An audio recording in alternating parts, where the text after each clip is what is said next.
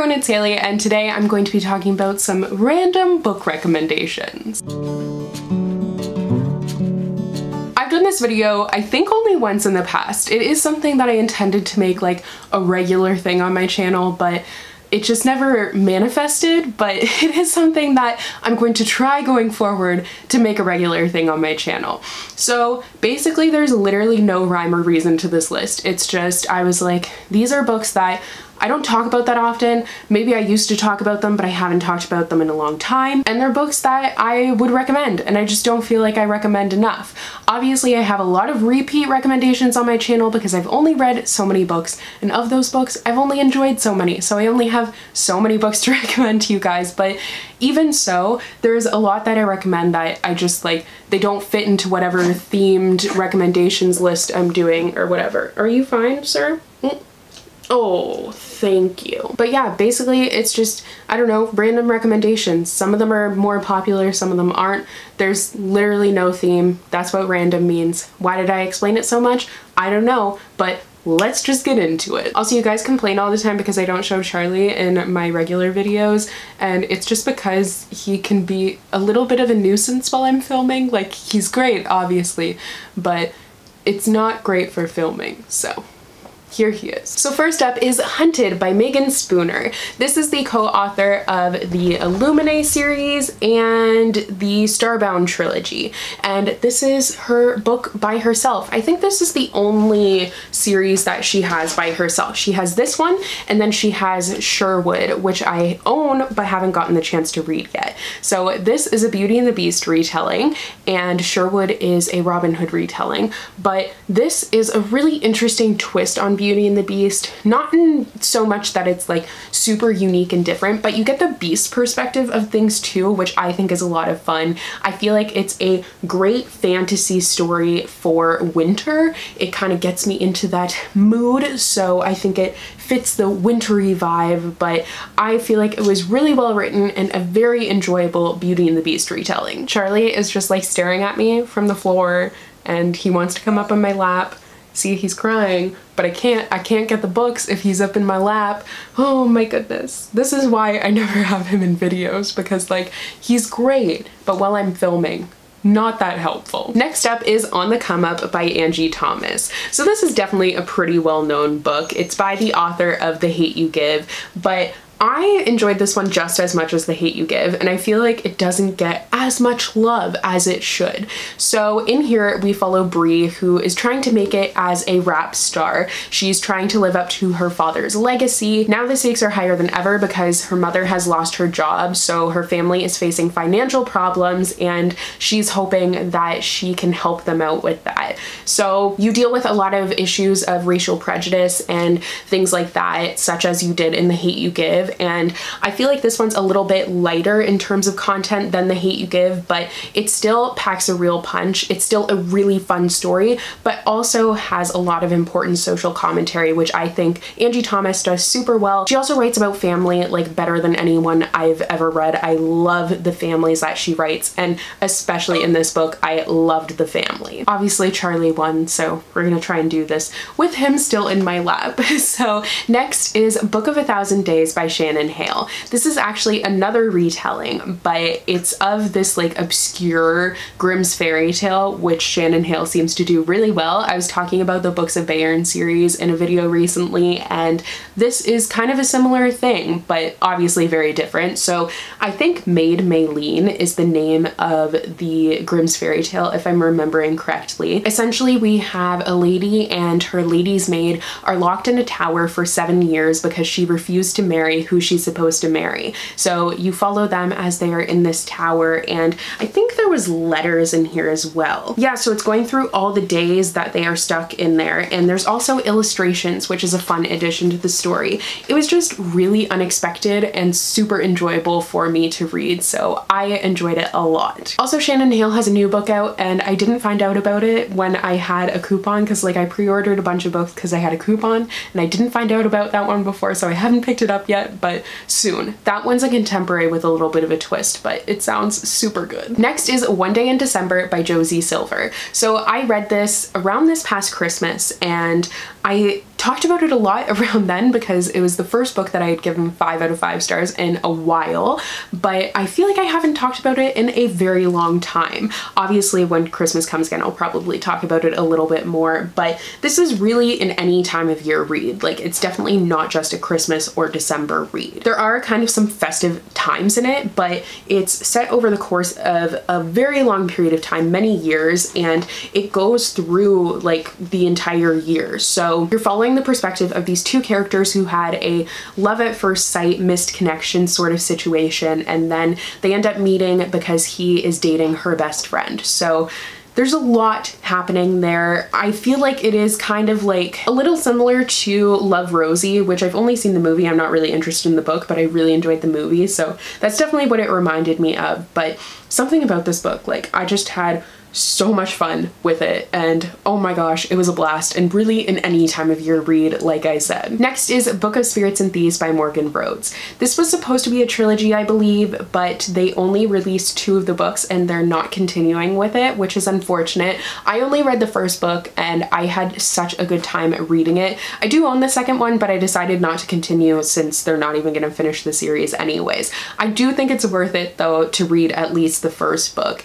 It's a twist on your kind of typical fantasy because it's an urban fantasy and it deals with secret societies, and part of it is set in this fantastical world and then the other part is set in modern day Toronto. So interesting, and I love the fact that it's set in Toronto too. Like, I very rarely find books that are set in Canada, so that was awesome. And the element of secret societies was such an interesting addition and kept me on the edge of my seat. Just a lot of different and unique things were happening in this book that I enjoyed a lot. Next is In the Shadow of Blackbirds by Kat Winters. Kat Winters is an author who has quite a few books that are set around the early 1900s time period, and this is the first that I've read by her, but I have 3 more. I'm hoping to get to them in October, but I don't know if I'll be able to get to all of them.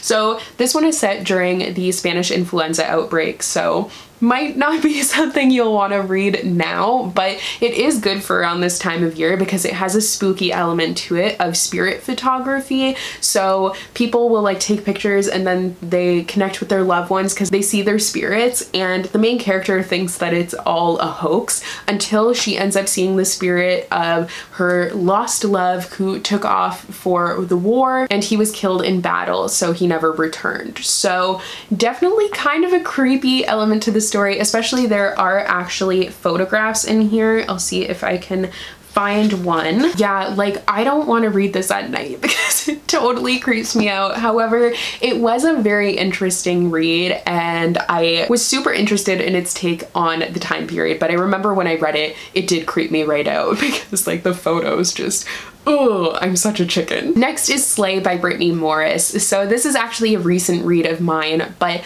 I feel like I haven't gotten the chance to recommend it as much as I would have liked to. I really enjoyed this. I didn't really know what to expect going into it, but it was so much fun, but also was very impactful. So it follows our main character who has coded this entire video game that is celebrating Blackness. It's for Black people to play and it celebrates Black characters and Black historical figures, and it just celebrates culture in general. So it is a very cool concept for a story, but there's a murder that has happened and it's connected to the video game. So now she's being blackmailed within the video game to reveal her identity because no one knows that she has actually made this video game. There's a lot of elements to this story, but I think it all blended together really well. One of the main critiques I've seen for it is people are like, you can't code a video game when you're that young, like just 2 people, a giant video game. But like, suspension of disbelief, I don't think that's that big of a deal. I thought that it made for a great vehicle to tell the story and I could believe it. Like, I understand it's probably not the most realistic, but like there's a lot of other non-realistic things that happen in books. It's just a book. But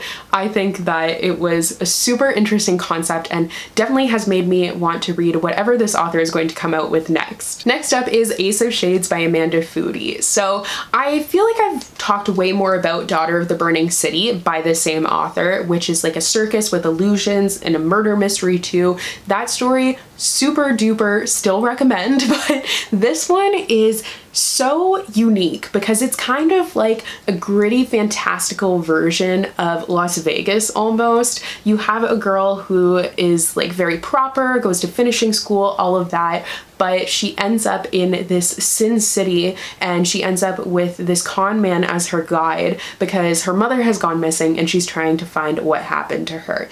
This was just a very different world. I guess I would kind of compare it a little bit to something like Six of Crows, but definitely not the same at all. It's just like that kind of gritty landscape. I had a lot of fun seeing a character who totally is the antithesis to that, being immersed in that world, and also her connection with the other character who is a con man and is just like completely involved in that world. So lots of dichotomies throughout this story, and I think they were done really well, and I think this is a series that I actually want to continue. I just haven't picked up the sequel yet. Next up is Under a Painted Sky by Stacey Lee. This is another recent read of mine, but it is a Western historical fiction, and you follow two girls who are on the run. So there was a murder in self-defense, and the two of them take off and they disguise themselves as boys on their way to California for the gold rush. You follow them on this journey and they are such driven characters, a real pleasure to read about. And it was very different for a historical fiction because one, it's very diverse, which was super refreshing,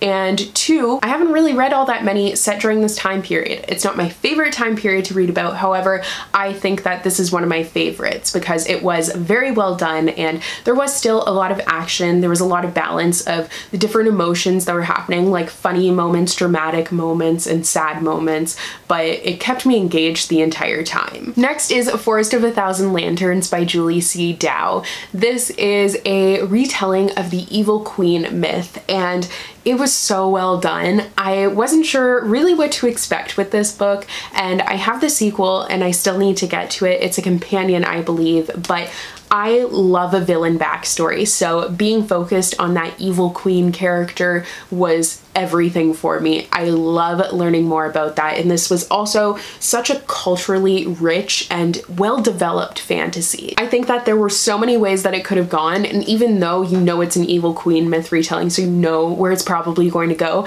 I still was on the edge of my seat the entire time and had so much fun with it. Next is Between Shades of Grey by Ruta Sepetys. I've talked more about Fountains of Silence recently by this author, but this is the first book that I read by her. I love all of her books. I think they're really great historical fictions, and they kind of tell you about points in history that aren't that often exposed or written about, and that's what I love the most about them. So here we follow a character who has been taken to a work camp in Siberia. She's Lithuanian and she has been taken, and you're following her and her experiences there. So definitely a very difficult read and very powerful at the same time, and I think she did a great job of teaching me more about that point in history. I'm sorry I stopped mid-sentence, my card was full and now my battery's gonna die, so we're thriving here, but she taught me a lot about that point in history and definitely tugged on my heartstrings as well, which was a lot, but it was super good. Now we should hopefully be fine for the duration of this video.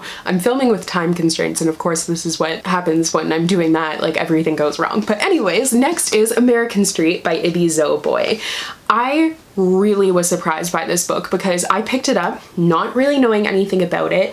I just kind of was like, sure, let's read it. I don't even know what kind of inclined me to. I think it was the cover probably, but I had heard nothing about it and it was such a pleasant surprise. I loved following this character and just her story was so powerful. So you follow the main character who has just immigrated from Haiti and her mother is detained by customs, so she is left to go with her cousins that she doesn't know in Detroit and learn to live life in an entirely new country all by herself. So it really focuses on the immigrant story and how immigrants are often not given the chance to integrate into society because they're not given the same opportunities. So she still ends up on the fringes in some dangerous situations. It was a really powerful read, super well done. I've read more by this author and I have the newest book by this author that I can't wait to read, hopefully soon. Hopefully by the time you see this video I will have read it, but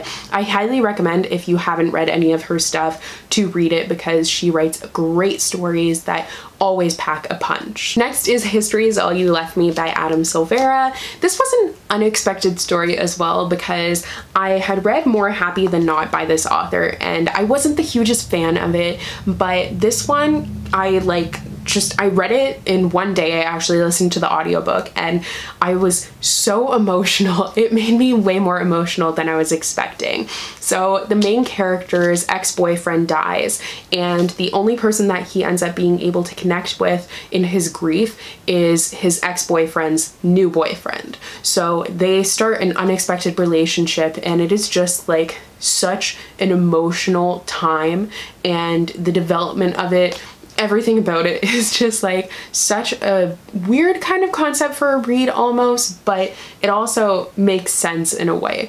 But definitely a book that you will need your Kleenex for because wow. Next is Of Fire and Stars by Audrey Coulthurst.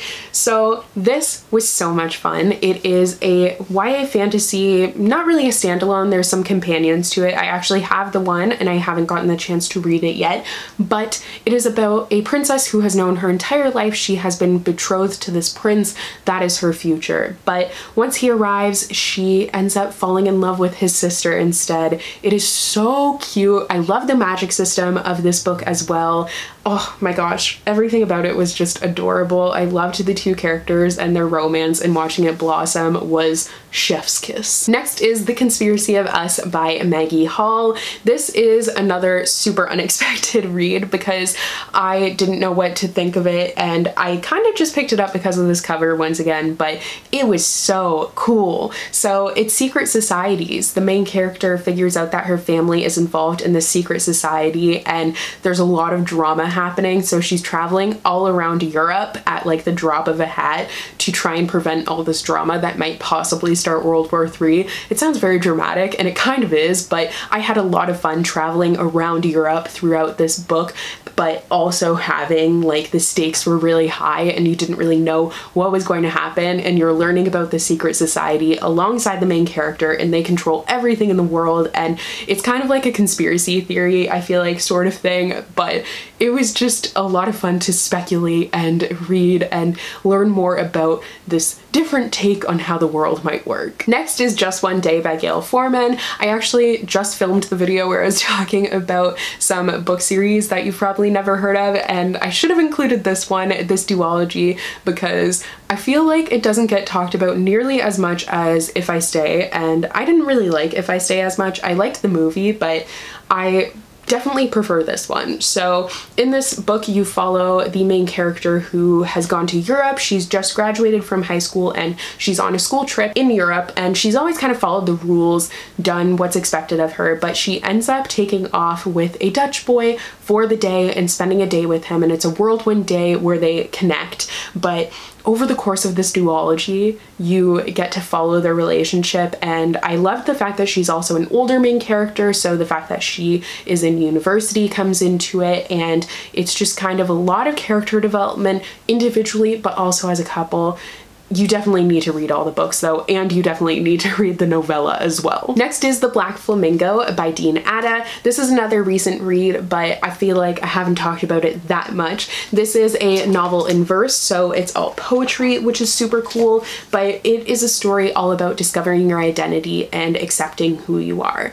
Our main character is trying to figure out who he is as a mixed race gay teen, and that's a struggle for him, but you follow him from a super young age up until the point where he finally discovers drag and discovers that that's something that he loves. So it's kind of like a drag origin story, and it is so beautiful and definitely a book for anyone. Like, it deals with so many topics and does it extremely well. And finally is Girl Man's Up by M.E. Girard. This is for sure a book that I haven't talked about a lot, but it was so good. So it follows a butch lesbian as the main character, and it's just kind of chronicling her experiences of people trying to put her in a box, but she's trying to, once again, kind of like Black Flamingo, discover her identity and have people accept it. She experiences a lot of hardships because of who she is.